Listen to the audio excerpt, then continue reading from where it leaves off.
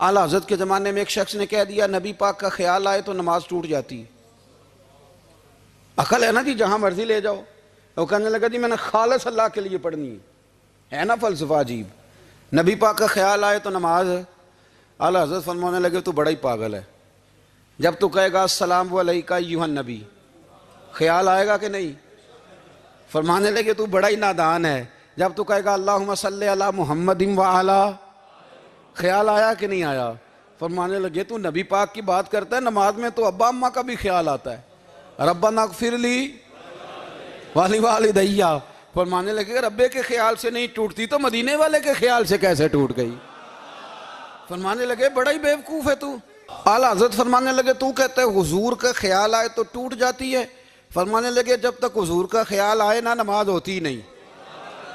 जब तक हुजूर का ख्याल ना आए नमाज होती नहीं। सवाल ही